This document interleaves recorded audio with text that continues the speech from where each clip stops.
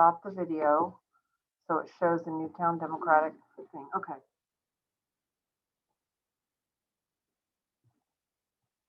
I'm He's like, driving the tunnel worker into the slum. Can't see the oh no. All right, I'm not on mute. He's about to join. Cool. I'm talking. It's recording. Some of the profiles that they create for people is based on things that they purchase, along with organizations they belong to, or things like magazine subscriptions. There is some debate about how accurate the profiles are. I will tell you that I rely on them to be, I believe that they're accurate. First of all, it's the only game in town, but I feel that I think that they're reliable enough. I don't know I don't know that there's any way to judge it at the moment. I see that people are having trouble hearing me. I'm wondering if I'll try leaning in closer, see if that makes a difference. Yeah, you're just going in and out a little bit, Bill. Okay.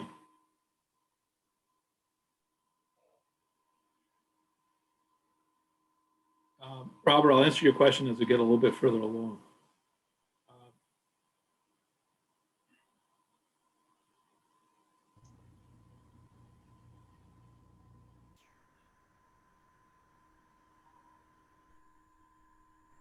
So if looking at it on the screen, number 2, if we were to want to, not normally how we use the software, but if we wanted to zero in on a certain group of voters, say we wanted to send a mailer out perhaps, or contact people who are very specific, say looking at A, we could use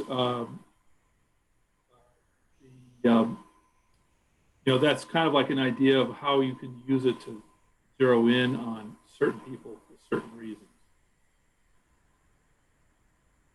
And then once we get to that, say that point, we can create a report, which I'm going to show you, that segments a voting district.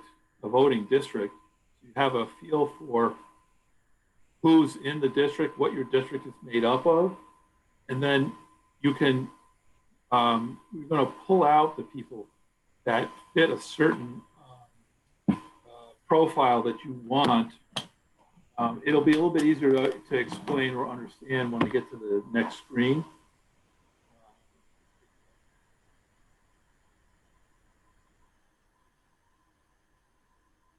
Go to the next screen.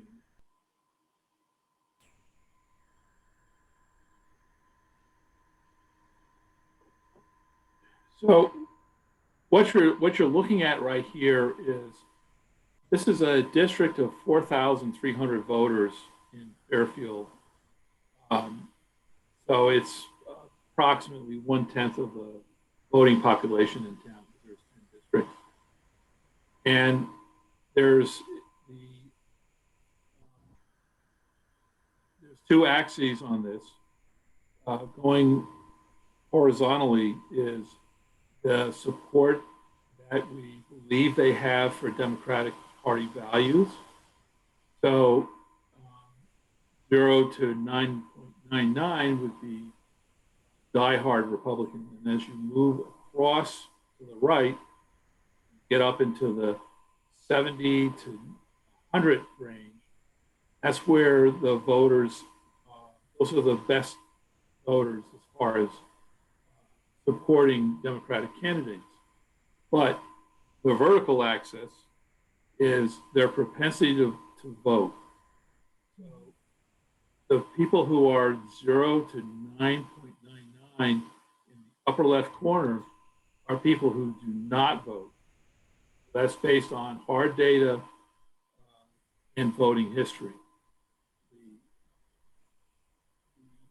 horizontal axis is a lot of that is extrapolation based on, some of it's on hard data, which would be survey questions, which is fairly hard, but it's not at all the same as whether they vote or not. So if a person is, let me just talk about, if you look at the far right-hand side, you'll see that there's a light green, a dark green, and a blue. The people that fall in the blue section are people who have scored on the Democratic support score between 70 and 100. And they also have fall between 70 and 100 in their turnout score, which is they are strong supporters of democratic values and democratic candidates, and they vote. So they're called the base voter, and they're obviously the most valuable people, and they are to be included. And there's a question here: to use crosstabs to create these rows and columns? The answer is yes. That's a feature, it's part of the end. Then the next group up that are in the green, the darker green, they're considered motivate voters. And if you look on the below the chart, you'll see the word motivate, and there's 319 people that fall into that category. These are people who are strong supporters but have a weak voting history. Then the group above that, light green, I call them Democratic slugs, because while they are considered supporters of Democratic cause, they don't vote. And they're not included in the section of voters that I call targets, because it is, in my opinion, and most others, it's not worth the time. Because remember, we don't have unlimited time for our volunteers to be out knocking on doors or making phone calls. We have to be selective in trying to choose the right people to target. Because if you knock doors, you'll know, or you'll sense that when you're talking to somebody that they're not all that interested. And maybe it was a waste of your time, maybe not, you don't really know. So that's looking at it from a strict viewpoint, meaning there are times when you would go for anybody and everybody who's a Democrat. But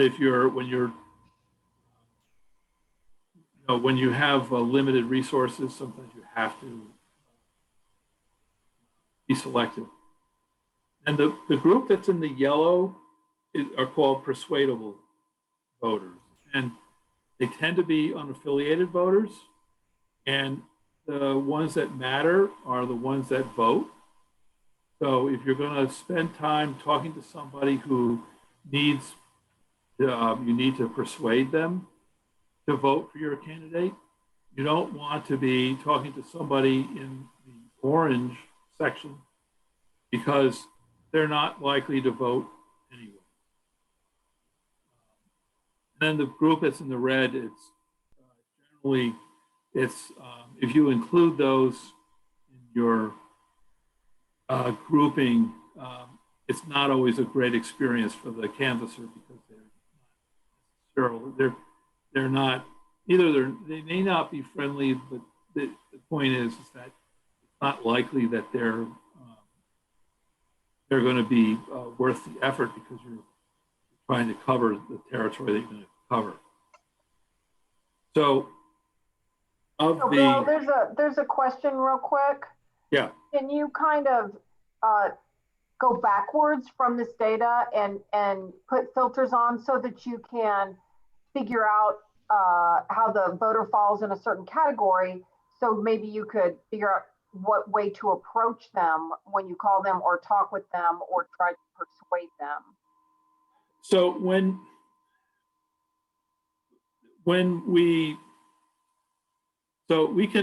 see the three, say for instance, look at the three different cases where you have base, persuadable, and motivate, and these people are, you would approach them differently. If you were knocking on a door of a base voter or making a phone call to a base voter, we can identify them as the three, we can separate them into three different targets so that we can put a different script in place depending on the type of voter that we feel they are. So the answer is yes. I think that's the question.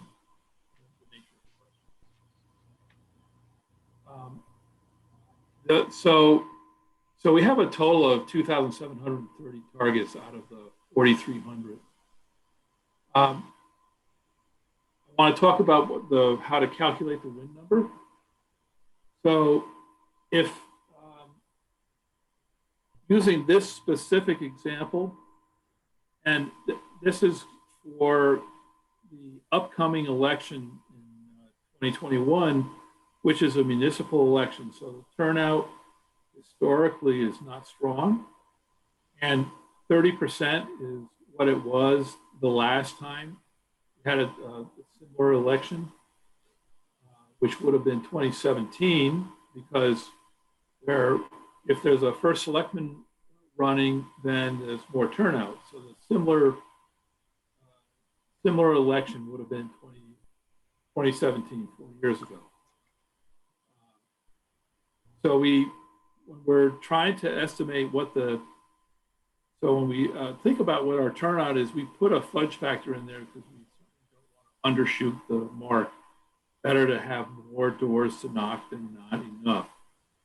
So add a 5% to that number, so you have 35% of the total voters, which is currently 4,359. That would give you a total number of anticipated voters. We're expecting 1,525 people are going to vote based on history. And there's art to this. This is a number that people get wrong somewhat often.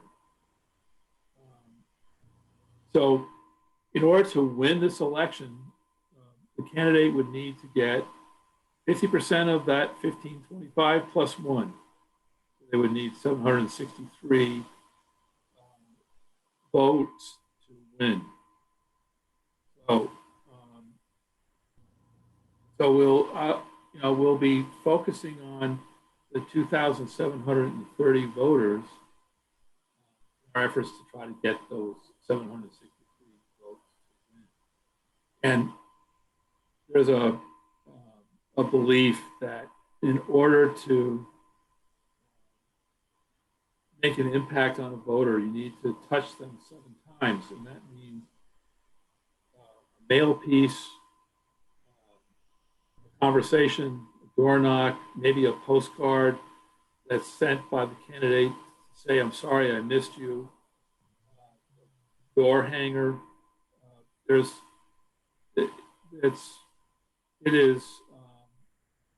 is also just to know that when you knock on doors, if you talk to 30% of the people whose door you knocked on, that's a good job.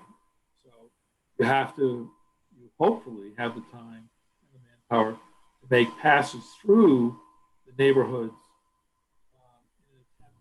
You go through, you talk to 30% of them, and you go back through again, and you pull out the 30% that you that you talk to. So now you're just going to the remaining 70. It in an effort to try to get to as many people as you possibly can. Now it's a good time, I think, to break for questions. If anybody has questions.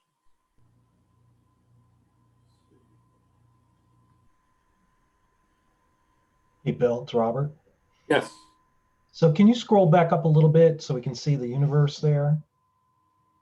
Okay, so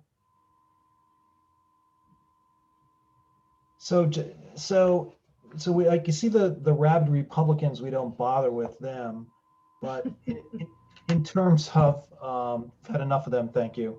But in terms of sort of the competition between candidates, it looks like it would be instructive to know like what their dark red versus light red versus pink is. Do we get that? Because we've got our dark blues, which we're counting on those, turning those folks out.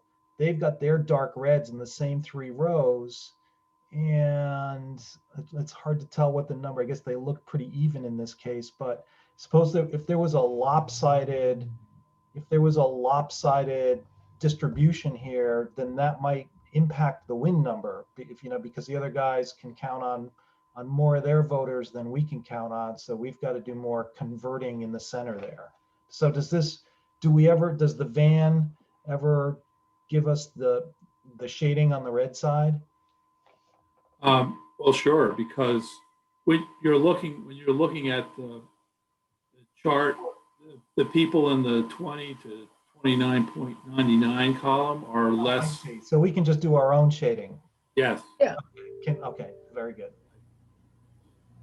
Okay, right. That's sort of an after the fact. Just so you know, probably 95% of the Republicans fall into the 30 or less. They're more consistent than Democrats are in terms of how their spread is. They're, they fall in line. Mm-hmm. True. At least it seems that way data-wise. So when we start to get to the yellows, then, so they're the persuadables. Are they more easily persuadable to our side, or are they more easily persuadable to their side? Or is it right down the line there? The 2 columns on the left lean to the left, is backwards, and so on the right lean to the right. Right. So I think it's fair. I think it's safe to say that 50 and above, so the 2 columns on the right are leaning Democrat. I'll tell you that my experience is knocking on doors that a lot of the time the unaffiliated voters will just not tell you how they want to vote. That's because, and that's why they're unaffiliated. They'll say, "Can I just you knock on a door? You want to get to the money question, which is, can my candidate count on your support?" You need to ask that question. And the unaffiliated voters really strongly tend to not say, and they don't want to. They're not aligned. But so what I guess the reason for my saying that is because I don't know how to read them in person. I don't know how to tell really what their thinking is, because they don't really say. But using the data, that's the assumption. It's safe to say that that's how they would split. So, Bill, guys, go ahead, Barbara. yeah, so we're seeing abstract numbers, and you're telling me that, okay, this group in the yellow, they join maybe groups that are pro public school, and they go to ban the gun rallies or whatever. But I don't see the specifics. And let's say the big issue is a new high school. is it possible for me to drill down into these numbers and say, okay, 50% of this group is pro-public schools, or they have children in public schools? Or are the numbers always just abstracted numbers that have been put together for us? So,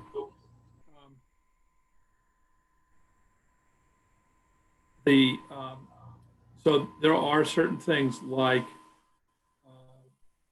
for instance, there's a score that will tell you how likely it is that the person has children in the household. It would be safe to say that they would be pro-education. But if the issue that you have is, let's say it's a housing, somebody wants to put low-income housing in their neighborhood, and that's come up.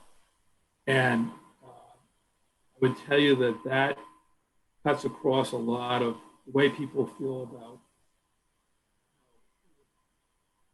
A30G housing. I think sort of overwhelms a lot of the data that you have. But give me a minute. I'm going to just show you.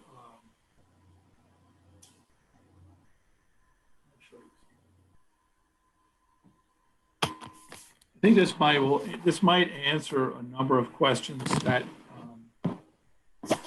people may have about how the data gets.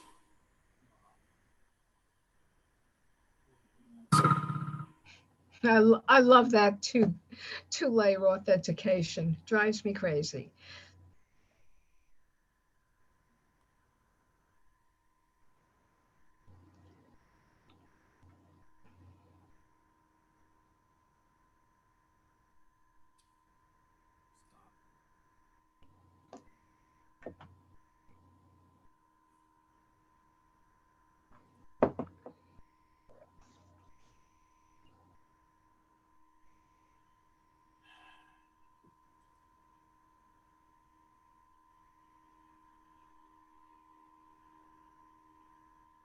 So when you're actually, let me go back to my original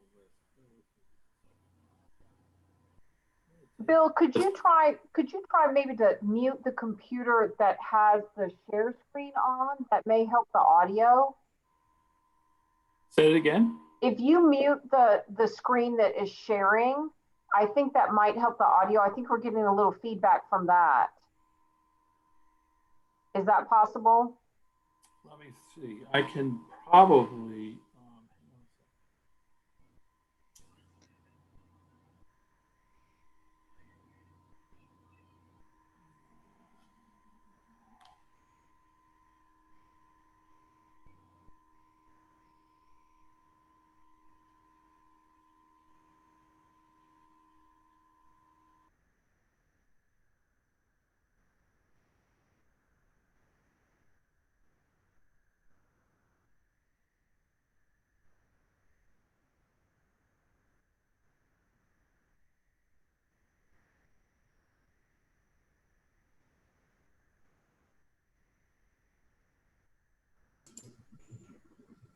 I think Bill muted both of his screens. Yeah, the muting has worked perfectly.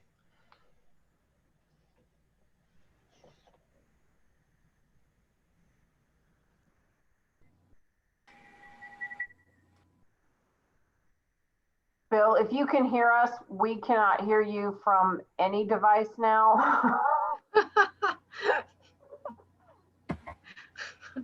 So sorry, I don't work in tech. I just. Yeah, well. And I'm not going to after this. Just an idea. Let me see if I can unmute you myself.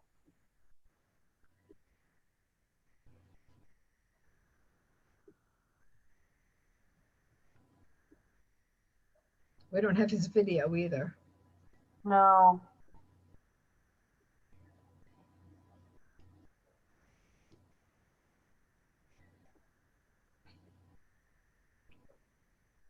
All right. Oh, no.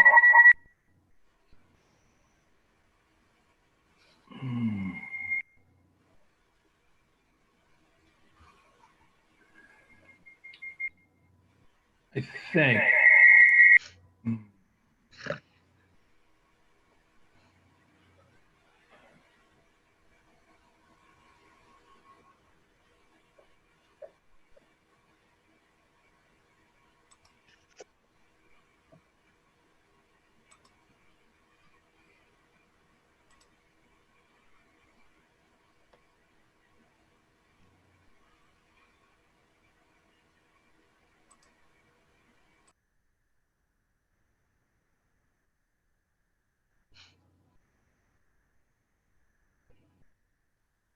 There's Barbara.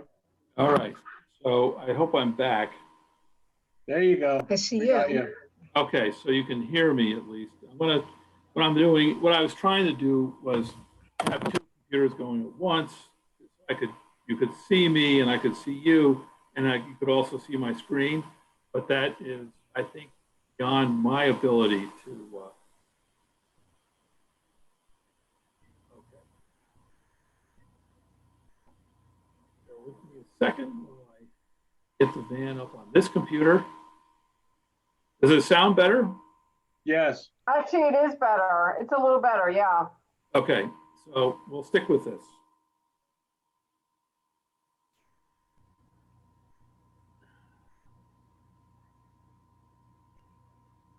So this is the list of voters that I pulled for our example. And I'm gonna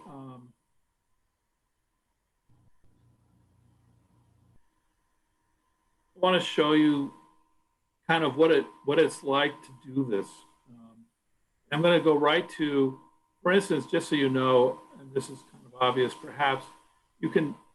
I could say, I just want to create a list of unaffiliated voters or Democrats, or I don't want Republicans. I can do that.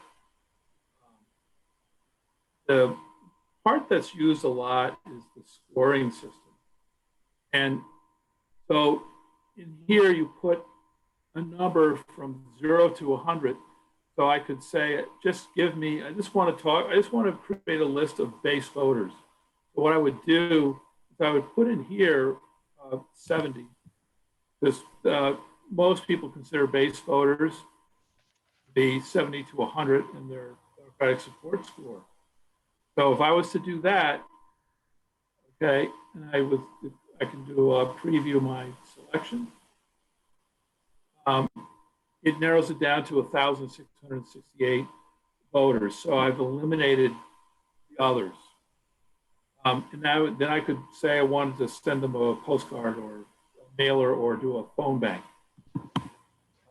But then to answer Barbara's question, down here, see this right here, it says kids and household. That's, in my opinion, the best way to find out somebody who's going to be pro-education.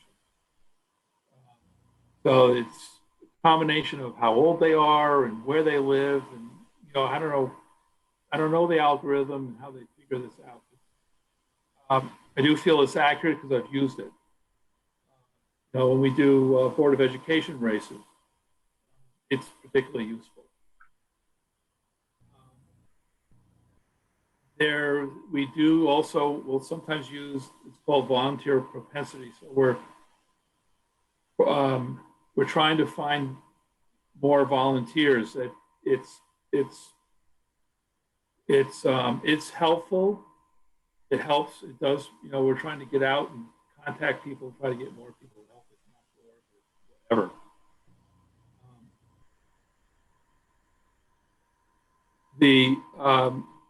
And then the turnout score, when you get down to creating a list based on somebody's voting propensity, to create that list I made for you so you could make it a good illustration, I use that. But when it's time to actually make a list of people I want to speak to, what I do is go down here to voting history. And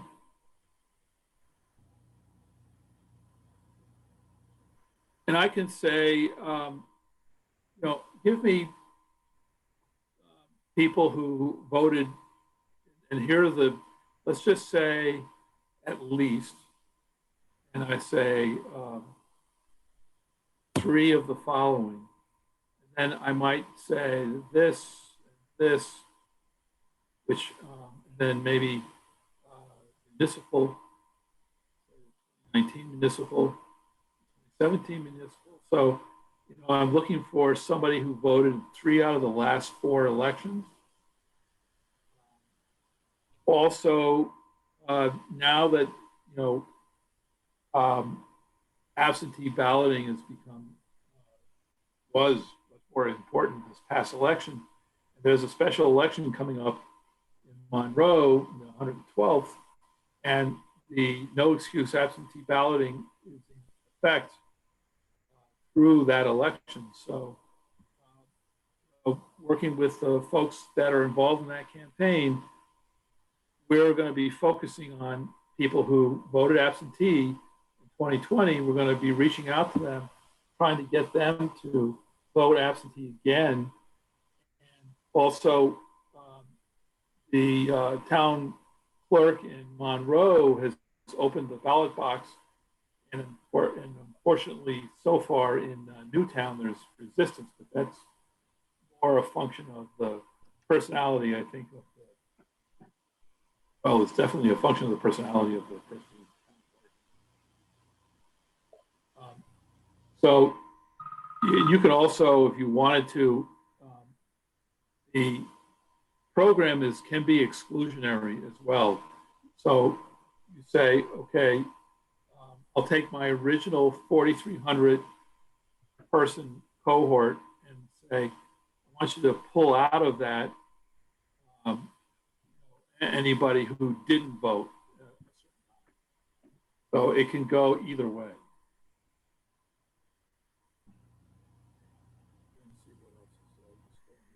So in the process of doing this,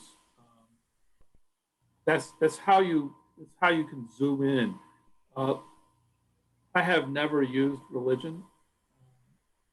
I haven't really ever come across a circumstance where that is helpful.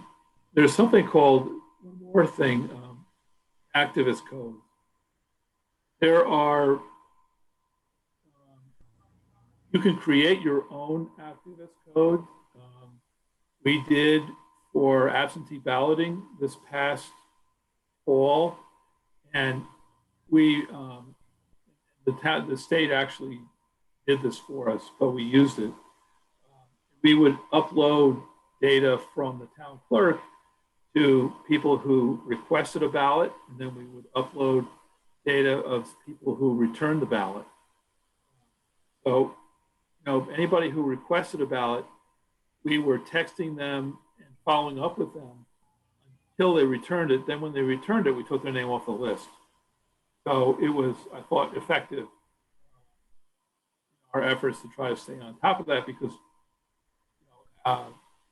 absentee balloting is definitely favors Democrats. Let's see. Bill, you mentioned, if I may, you mentioned, so we're doing selects here. You can do, when building a list, you can have a combination of selects and suppression. Yes. On any of these? Yes, you can. What happens is, as you create your search and you start adding, it's called adding a step. You can add people. So I can add to that group that I've already selected. I can say,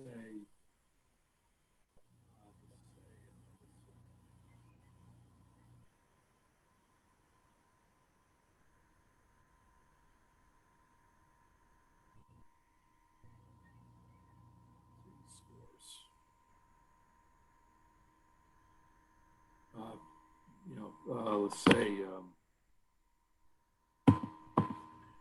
reason I wanted to do that.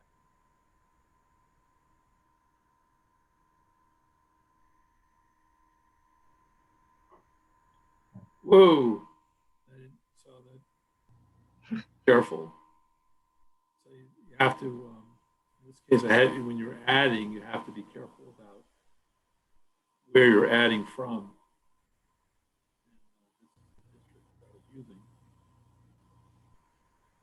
That pulled in the people in town. So I've added people who are college graduates. I didn't distinguish. Normally you would add that someplace towards the beginning so that you would pull out the people that you don't want in that group. You have to be careful in your process. I can't see the chat, so I don't know if there's. Yeah, you have to know whether you're doing an and or an or you're Yes. just adding. Yeah, That's right. you have to understand how to do that. Yes, it's a logic, a logic process. Mhm. And some people will build a list and then subtract. And that's part of it. That is part of it. I'll sometimes start with, say, the group, and then I'll start adding. Mhm. Do both in the same search. And the program also has the ability to make a static list that never changes, or you can make it a search, which means that as the ban is updated, it will add people to your, let's just say somebody moves into town and gets into the profile of the list that you created, they'll be added to your list for you. Will it remove duplicates? Because you could be adding two Yes. different things. It'll only give you one. That's right. Okay. Because people can fall into the more Of course. Of course. And Bill, is so on some of the other some of the like non-demographic stuff, and I don't know if this is activist codes or not, but what, like, where, like, suppose it was a national election and, you know, climate, or the RTM wants to take on climate change or something. So where would we be able to get people who are, say, members of Greenpeace or Aspetuck Land Trust or any of those things? Is that kind of data, that kind of other data? Not that specific. So you see here where it's like gun violence prevention, persuasion, economy. These are pro-choice. Mm-hmm. These are, that's as specific as it gets.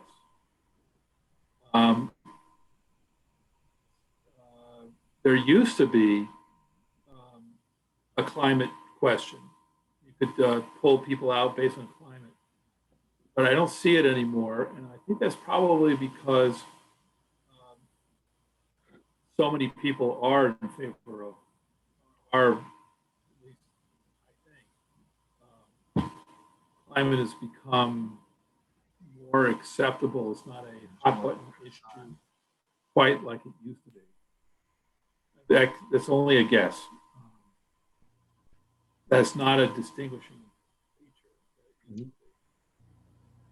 But it was at one point. So there was a time, for instance, I ran a list for District 1 in Fairfield, which is a section called Greenfield Hill, which is overwhelmingly Republican. But the wives of a lot of the women were Democrats in the household. And if you're a candidate who relies on getting votes in that district, it mattered. So I ran a list of people in that district, no matter what their party, and chose for people who were pro-choice, gun safety, and at the time, climate change. So we came up with a pretty discrete list of people. And I also chose female sex. And we targeted them with did phone calls, if I remember right. I know we didn't walk it because it's a very unwalkable district. Any other questions? Hey, Bill, this maybe this is for like field operations, but similar to your story, when door knocking, sometimes the other people in the household are kind of filtered out. So maybe this is more of a minivan question, but it'd be nice to know those people, even though they're not, one of your targeted voters. Is that? That's a good question, actually. So when we create the list, we do something called householding. What that means is that when you knock on the door, everybody that's in that household, so it's a household of 4 voters, and one of them is a target. And it used to be, it was pretty embarrassing, kind of. You would knock on the door, there'd be 3 Democrats in the House, and you'd only be asking to speak to one of the 3, and the other 2 persons or other person would say, "Well, what about me? I'm a Democrat. Why is asking about me?" And at the time, going back about 5 years, you make something up about how, or you say, "Oh yeah, tell me about you," or somehow you have to be a little artful. But now, what we do is we full householding, and when you walk up to the door, you will know about every voter. There'll be some indication in the about every voter that's in the household. So you might get some valuable information where we weren't really looking for it, but B, it helps you fill in the blanks because you'll know, like say you're looking for Edna and a man answers the door, but you'll be able to talk to this person. And, just have to remember that you want to talk to Edna at some point. Yeah, no, yeah, that makes the experience I've certainly had is. Oh, householding, there it is. Okay. Yeah, like right. So if I do that, and then they say fill the household by, right, and then I'm going to say I will choose voting address, and what that does.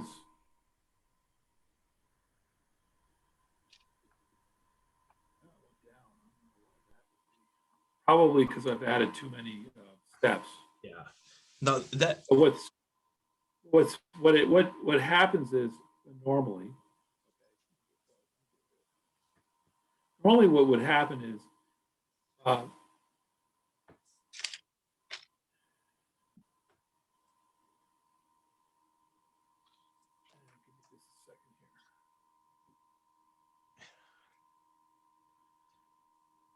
so there are 1,237 doors.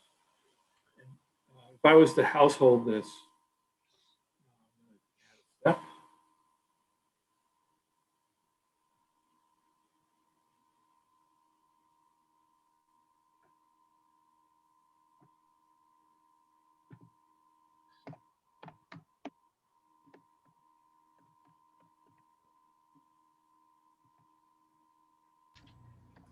So it went up to 3,072, but the door count is the same.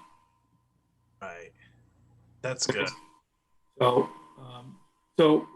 I have, since probably for the last 3 years, I always household it. When you get down to the nitty gritty, though, when you start, say you make a pass through a neighborhood and you knocked on the doors and you picked up 30% of them. When you go through again, you don't want to go back to a door because you didn't talk to some Republican who's married to a Democrat. So at that point, you have to take it out because they'll keep sending you back. The system will send you back to that house again and again until you talk to So you don't want that. You have to start to narrow it down to just who is truly.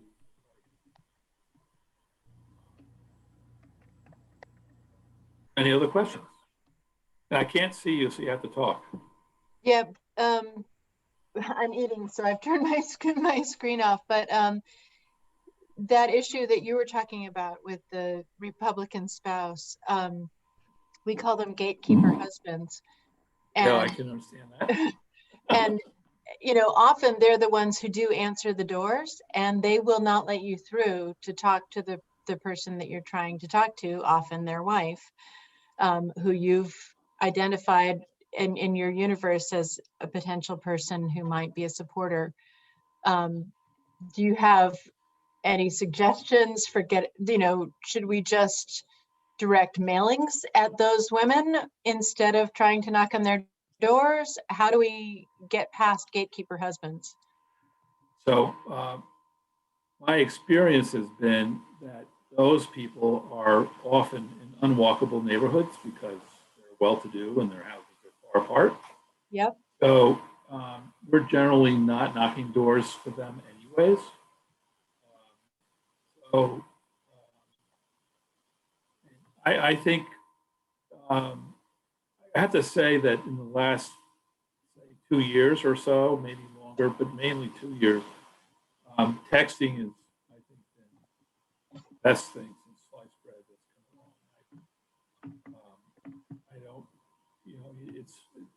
I can't really say, in terms of targeting people, I think that's really effective. Mm-hmm. I don't know what I haven't seen the data, I haven't been told whether the experts feel that it's the effective way, but it's certainly, I think it works myself. And I'm going to tell you, that's seat of the pants. This is not based on somebody's data. Okay. Thank you. You're welcome. And that would be for the phones also. You want cell numbers more than house numbers, if you can get the cell numbers. Right. So, but then there's also the complication with, first of all, a lot of people don't have home phones. And I don't. yeah, well, I do. That's why I get all of your baloney calls. But meaning people who are looking for you and can't find you. So, so you need both because a predictive dialer is the most popular one is hub dialer, and you cannot use hub dialer to call cell phones, and you can't text, of course, to home phones. So they both have a value. Hub dialing is when it comes to doing phone calling, it is by far and away the better way to do it than to pull out a phone bank, a virtual phone bank, slog away and dial 15 numbers and get one person. And hub dialing, I think, is not that expensive. And you do need to get 10 volunteers together to make calls at once for it to work right. The computer is dialing numbers. And if you've ever received a marketing call where you pick up the phone and there's that 1 second delay before somebody starts talking, that's literally how it works. So you're sitting in a laptop, for instance, in a room or at home through Zoom, or you're at home and you're hooked into their system, and their computer is dialing this list of thousands of numbers that a person like myself has put together, and it's just going to dial and dial and dial, and if somebody picks up, your screen will come alive and it'll tell you that this person's on the line, and you start talking. And is it's the success rate for telephone calls is less than 10%. That's a tough way to campaign, but it's necessary because you have to try. And you have fewer and fewer people answering their phone if they don't recognize the number. That's You're right. looking at one of them. And it's most people screen their calls. Right. So it's And older folks tend to have. I mean, there's one of the things that we will do is we'll segregate by age and do 65 and older, and we would do perhaps a phone bank, and we would call before 5:30. So we would call during the day. For people who are in older ranges, because A, there's a chance that we're going to be home, and B, they answer the phone. They're innocent to a degree. oh no, because I know my age and I know I don't, and I know a lot of older people my age who are very active and vote, and which is one reason why I hate to do phone banking, because it is frustrating. But have you ever hub dialed? No, but I've been up dialed a lot. Yeah, I understand. It's a much better experience. You get people that get upset with you, but then there's a lot of people who there are people who want to be called. It's not all negative. It's really not. So, Bill, I just want to be mindful of your time and the panelists' time. Yeah. It is 7:34. You're welcome to stay on. Just wanted to give everyone a heads up what time it is. So, at the beginning, I had included my cell number and my email address. I encourage anybody who wants to email me with questions. I have trained a lot of folks on how to use the van. So if you're given the task or by your DTC or a campaign committee to do data or create lists or help with that process, I'm more than happy to help. I'll teach you whatever you need to know. So I would encourage you to reach out to me should you feel the need. And I think for now there's no more questions. We can end it. Thank you. Bill, Okay. thank you. That was very informative. Appreciate it. I'm glad. Well, Thank thanks you. everybody. This was great. Thanks for joining. All right. So Thanks for joining, everybody. All right. Bye-bye. well, Bye now.